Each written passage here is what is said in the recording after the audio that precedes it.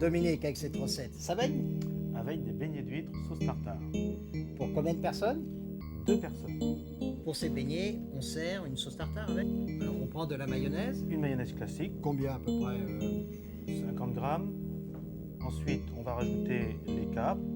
Alors une cuillère à Une soupe cuillère à soupe de capre sur fine.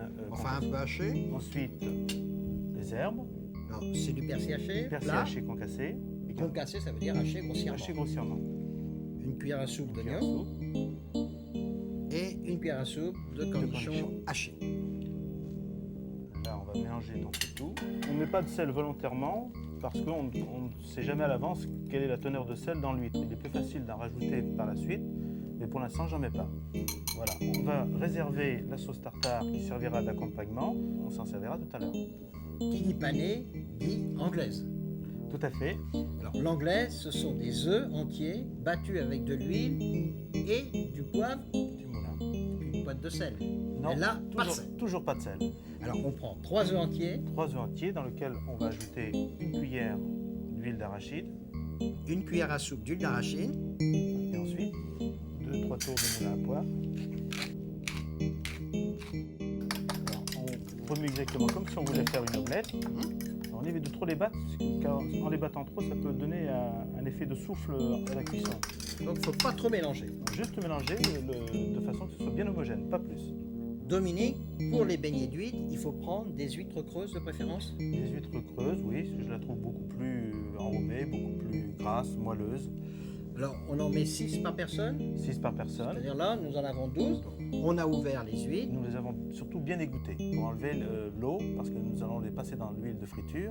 Donc il est important de bien les sécher auparavant. La première opération, nous allons les rouler délicatement pour les enrober d'une mince couche de farine.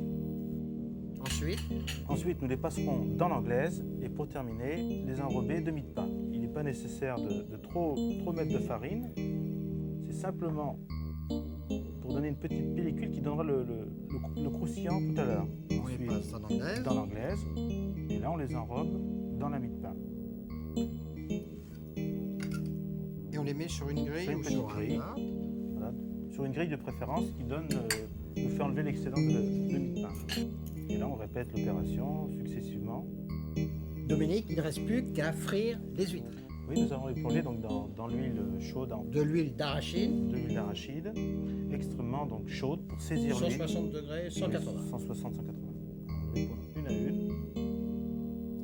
On va éviter de trop les serrer de toute façon. Pas mettre trop, le faire en plusieurs fois parce que ça cuit vite, non? Tout à fait. Il faut compter combien? Environ 30 secondes. 30 secondes. Dès l'instant que l'huître remonte, elle est cuite.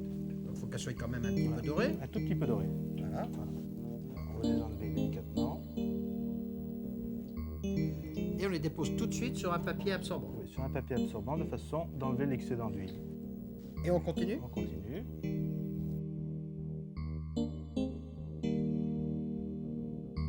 Dominique, un grand classique de la cuisine française. Et toujours à la mode. Au revoir. Et bon appétit, bien sûr.